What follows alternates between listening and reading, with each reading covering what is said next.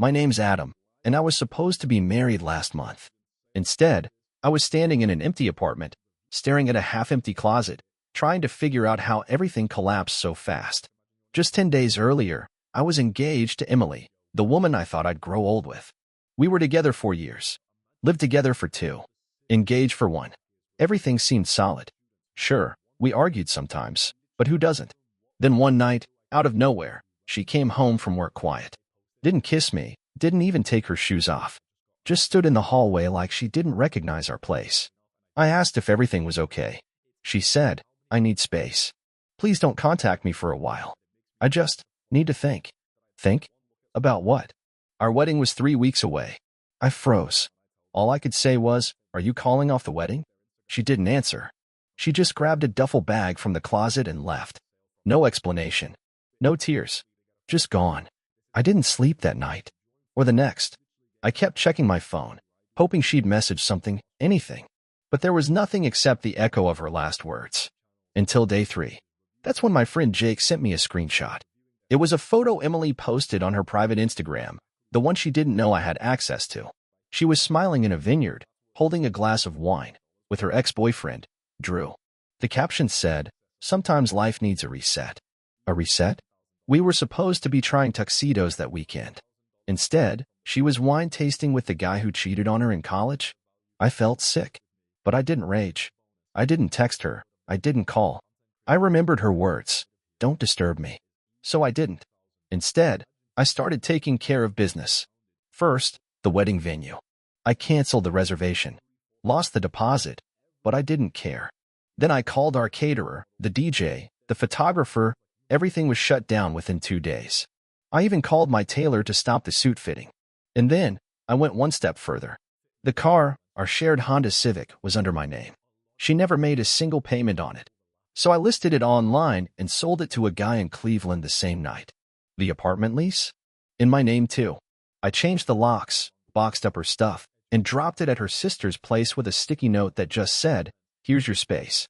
That night, I sat down and unfollowed her on everything. Deleted her number. It hurt. God, it hurt. But she wanted space. And I gave it to her in the most permanent way I could. 10 days passed. No contact. No messages. No explanations. Until the night I came home and saw her standing outside my building, panic all over her face, pounding the door like she was being chased. "Adam, we need to talk. Please." I almost didn't open the door. When I did, she looked like she hadn't slept in days. Her hair was a mess, her eyes red. I didn't say anything. I just stared. She said, "I made a mistake. A really, really big mistake." I folded my arms and leaned against the doorframe. "I'm listening," I said coldly. She opened her mouth, but hesitated. And that's when I noticed something in her hand. A small black phone. One I'd never seen before. And she was gripping it like it had a bomb inside. That's when everything really started unraveling. Emily stepped inside, clutching that phone like it held her last breath. She looked pale, her lips trembling. I'd never seen her like this before, and after the hell she'd put me through, I wasn't in the mood to comfort her. I just pointed to the couch. "Sit," I said. She hesitated, then sat down slowly, her eyes darting toward me like I might explode. Honestly, I was close. My chest was tight with all the questions I'd buried for 10 days. "I messed up," she started. "Yeah," I said. "That's one way to put it." "I didn't cheat," she blurted. "Nothing happened between me and Drew." I laughed, not because I believed her, but because it was such a tired script. The Instagram photo, the sudden space, the timing, it all lined up too perfectly. "Just wine tasting with your ex," I said. Super casual. She flinched. It wasn't like that. I thought I needed to clear my head, figure out if I was rushing into this. But I swear to you, Adam, nothing happened. I didn't sleep with him. I didn't even kiss him. I stayed silent. Her voice cracked under the weight of her own guilt. "But that's not why I'm here," she added quickly. "I'm here because something's wrong. Really wrong." That's when she finally showed me the phone. It was one of those cheap burner models. She held it out like it might bite. "I found this in Drew's car," she said. "He left it on the seat when he went to get coffee. I wasn't trying to snoop. I just picked it up to move it, but the screen lit up and—" She trailed off. Her hands were shaking now. "What was on it?"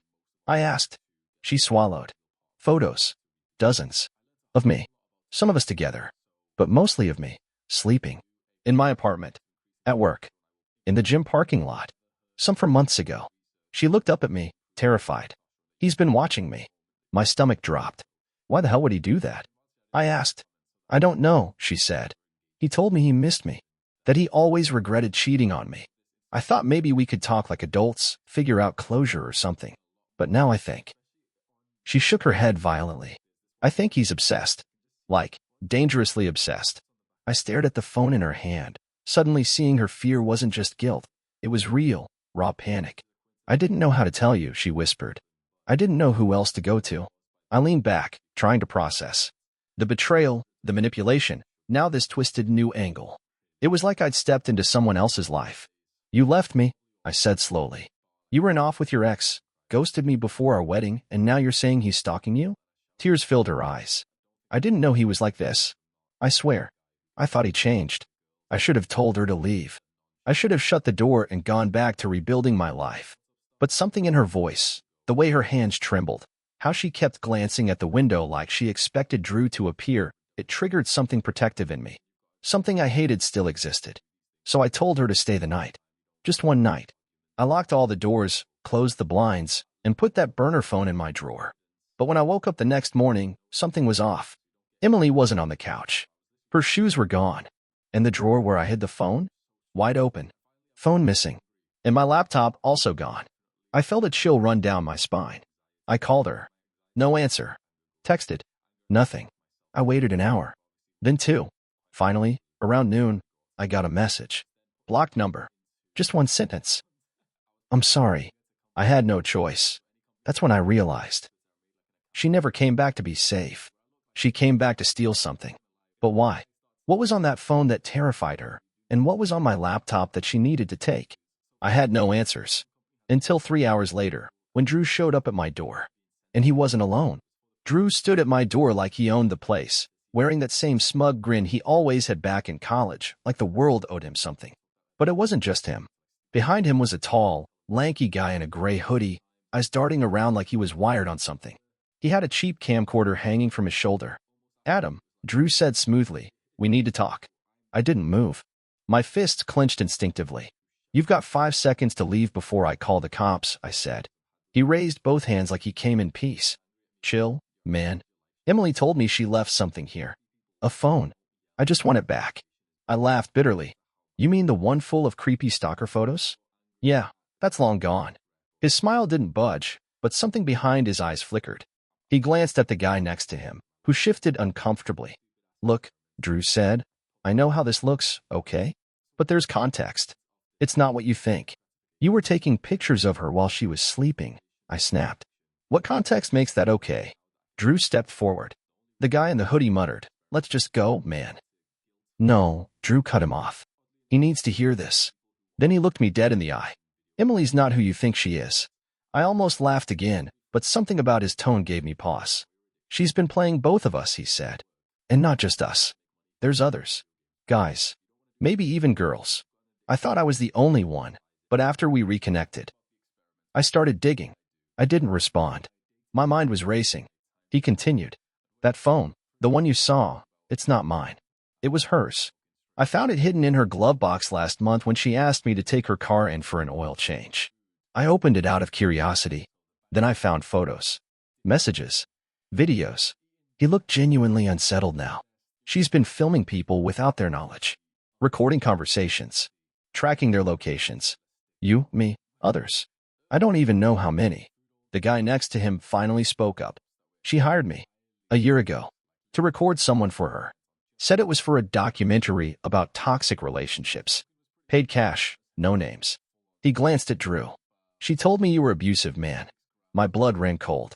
Drew took a breath. I was going to go to the police. But then Emily disappeared, and next thing I know, she shows up at your place. And now she's got that phone again.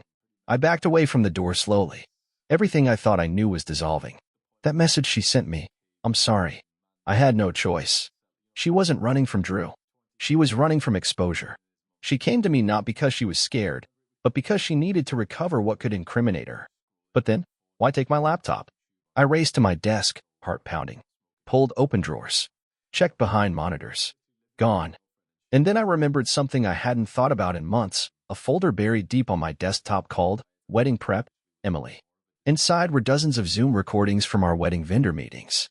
Cute stuff. Cake tastings, venue tours, phone calls with friends. But there was one night, one I never watched all the way through, when Emily had accidentally left her mic on after ending the call. The call with the florist. I'd meant to delete it, but forgot. In that clip, she'd said something. I remembered only one line. Adam's such a fool. He'd never believe I was capable of this. I never understood it at the time. Thought maybe she was venting, being dramatic. Now I wasn't so sure. Drew stepped into my apartment without asking. You need to come with me, he said. There's something else. Something you don't know. I was too stunned to argue. He took me to a motel on the edge of town. Cheap place. Curtains always drawn. Room 212. Inside was a laptop, not mine, and a whiteboard covered in dates, locations, names. Some I recognized. Some I didn't. She was planning something, Drew said. I think you were supposed to be next. Then he pointed to a sticky note on the desk. It said, June 5th, final video. He'll never see it coming. June 5th. That was supposed to be our wedding day. And now, it was 5 days away. And Emily was missing. Again. This time, I didn't know if I wanted her found, or if I was already too late. The date circled on the whiteboard, June 5th, burned into my brain like a brand. What the hell did final video mean? Was it a metaphor? A threat? Or something worse? Drew didn't have the answers. He looked just as rattled as I was. We spent the next 2 hours combing through the laptop he claimed was hers. It was locked with a password, but the file names were visible. Dozens of them. Project Eden. Trial_Adam1_raw. Confession_cut4_final. And the last one. The reveal_6_5.mp4. That was the one she hadn't uploaded yet. It didn't feel like a coincidence anymore. I thought I was the betrayed fiancé in some twisted love triangle. But suddenly, I was starting to feel like a character in a movie I didn't audition for, and the director was someone I thought I was going to marry. Drew finally muttered, "We need help." I agreed, but not the police. Not yet. There was too much we didn't understand, and honestly, I wasn't even sure what crime we were reporting. Stalking? Fraud? Manipulation? I drove home that night with one mission: recover my files. Maybe she copied something off my laptop before taking it. Maybe there was still a backup on my cloud. Turns out, there was. One of the shared folders had auto-synced to my old iPad. I opened it and found something I didn't expect. A screen recording Emily had made, by accident or on purpose, I don't know, while using my laptop. She'd been digging through my emails, my documents, my financials. But she also left a browser tab open. It was a web interface. A content dashboard for a site called Fiancée. She wasn't just filming me. She was building an audience. And this wasn't her first project. She'd done it to others. 3 different men, judging by the usernames tied to the content: the controller, the Mammoth Boy, the cheater. Each with dozens of videos. Secret recordings. Emotional manipulation. Twists designed for maximum impact. And then me, the ideal. That was my category. She created an entire digital persona around exposing men, twisting their lives into emotional documentaries, monetized on the dark web or some unlisted creator platform. It wasn't just betrayal. It was premeditated. She never loved me. She studied me. I stared at the screen, hard hammering, watching the trailer for my own life. He's loyal, devoted, but naive. Watch as I slowly unravel everything he believes in, without him ever realizing I'm behind it. I felt my stomach turn. And then the final line. June 5th. The finale drops. A wedding day he'll never forget. I closed the tablet. I couldn't breathe. Then I heard a knock on the door. I opened it slowly.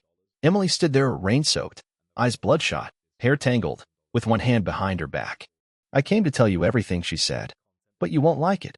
I stepped aside, silent. She walked in, slowly, like a prisoner turning herself in. And then she pulled out a flash drive and tossed it on the table. That's the raw footage, she said. Of everything. All the versions. Even the parts one deleted. I looked at her, stunned. Why now? She didn't answer right away. Just sat down on the couch, same place she cried on 10 days ago. Because I fell in love with you, she said finally. That wasn't supposed to happen. You were supposed to be the perfect subject. The clean arc. The sweet guy I could build up and break down for views. She looked me dead in the eyes, but somewhere between faking tears and staging fights. I started wishing it was real. I felt sick. She was crying again, but this time, I didn't believe a word of it. I canceled the upload, she whispered. The finale's not happening. Why should I believe you? I asked. She just looked at me, defeated. Hollow. You shouldn't, she said. But if I really wanted to destroy you, I wouldn't be here right now. I picked up the flash drive and walked to the door. You have 10 seconds to leave, I said quietly, before I call the police. And don't ever come back. She looked at me for a moment like she wanted to say more. Then she walked out without another word. I never saw her again, but I did watch the videos. Every single one.